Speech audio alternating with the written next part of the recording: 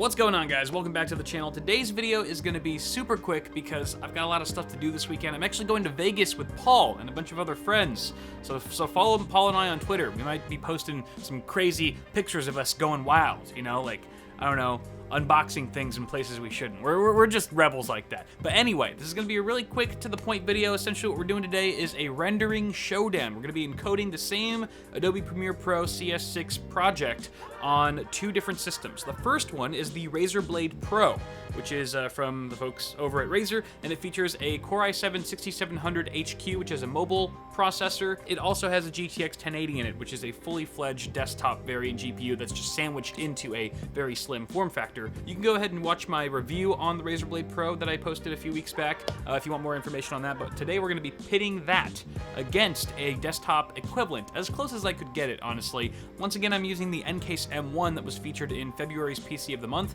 However, the internals have been swapped out a bit, mainly the CPU cooler and graphics card. So for the graphics card, we actually have a full GTX 1080 that's going to compete with the 1080 that's in the Razer Blade Pro. And then for the CPU, we still have a 7700K in there that we will not be overclocking.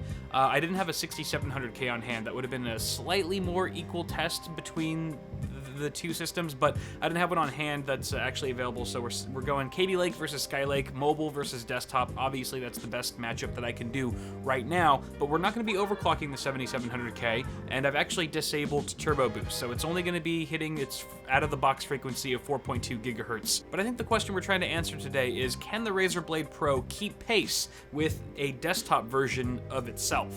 And I say that loosely because, again, mobile CPU versus desktop CPU, that's going to be a huge difference. Memory configurations are slightly different. We've actually got double the RAM capacity on our laptop than we do on our mini ITX system here. So 32 gigs on the Razer Blade Pro, 16 gigs on the desktop. However, I've only allocated 8 gigs per system for the rendering task within Premiere Pro. It's actually a setting you can adjust within the software, so that'll be even across the board. Everything else will probably have very minimal impact on performance for this particular test, but there you go. Those are the that's what we're dealing with here. Obviously, everything is stock frequency on both systems, both CPU and GPU. You can't even overclock anything on the laptop for that matter.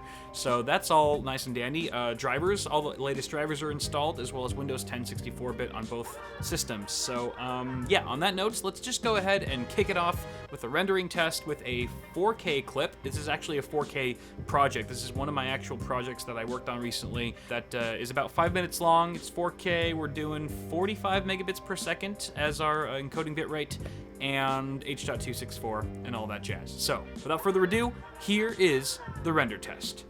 Begin.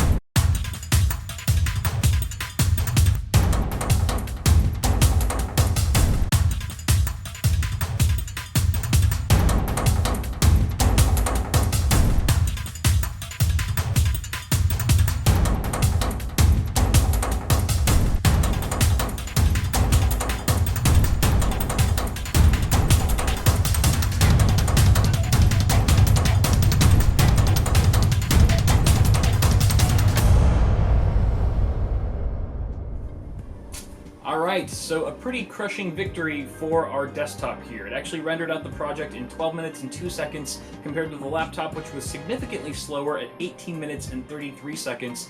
To be exact, that's 54% longer of an encoding time than our desktop. So why did this happen, Kyle? Where did things go wrong? Well, nothing really went wrong. I think my original speculation in all this before I started the test is pretty correct in that the CPU differences here between IPCs and speeds is quite drastic. When you're talking about a 6700 HQ, which is a fast mobile chip in its own right, but compare that to a desktop variant Core i7 that's clocked over 4 gigahertz, there really is a huge difference in performance there, especially in a task like rendering, where you're not just taxing the GPU, but the CPU is also being heavily utilized. Now, I would say that the performance gap overall between these systems would probably close quite a bit if we were to throw a gaming test in here at 4K, for example, because at that point, even 2560 by 1440, you're more GPU bound at that point, so the CPU really isn't being taxed at all, and that's not really a limiting factor for the Razer Blade Pro at that point, because all the focus is GPU bound. However, when you're talking about rendering, both the CPU and GPU, at least in our case today, are being taxed fairly evenly, and much more evenly so than in a game at 4K, for example. So we were really able to expose any sort of weaknesses or slowdowns with that mobile CPU in our render test today. So another factor to consider here is that laptops are generally way more constrained thermally than desktops are. So the manufacturers of these laptops, like Razer or whoever else is assembling anything, whether it's HP, Dell, whatever, they kind of know this going into it, you know, especially like the gaming laptops in particular, so they might not allow the hardware to ramp up or just go balls to the wall and deliver the utmost performance that they're capable of, because they want to keep things thermally controlled. Whereas a desktop, it's sort of more in the user's hands. The hardware is just allowed to go as fast as it can go, as long as the thermal conditions are in place. So that could have a lot to do with why we saw a bit of a slouch in performance today as well. Now, before I go, I don't want people to watch this video and think, well, there's really no place for the Razer Blade Pro. It's not nearly as fast as a somewhat equivalent desktop solution, so why the hell would you even buy it? And to that, I will say, there is a fairer way to test this. Not that I have time to do it today, but hear me out, I'll leave you with this thought. If we were to test this again in a more fair, overall, all-encompassing manner, I would want to see how long it would take to set up a full desktop, including the PC itself, monitor, keyboard, mouse, all the cables, all that stuff. I'd like to see how many seconds would that take, and then how many seconds would it take to tear it down and pack it up nicely so that you were able to just walk out the door with everything in hand, versus the time it takes to close a laptop and stick it in a backpack and zip it up. So really, I mean, I think at the end of the day, it's like, where do you want your time to be saved? In the rendering process during that period, or in the travel process? If you're going from A to B constantly, it does not make much sense to opt for a desktop solution, even though it might be 50-60% faster than a laptop equivalent. So I just want to bear that in mind for all of you, and again, that's pretty much all I have time to talk about today. Sorry if this video was super rushed, it totally is, but hopefully you still kind of enjoyed it a little bit. If you did, be sure to toss me a like on the video, and subscribe to the channel for more tech stuff coming at you really soon, which it certainly is. As always, I'm Kyle with Bitwit, thank you all for tuning in, and I'll see you guys in the next video.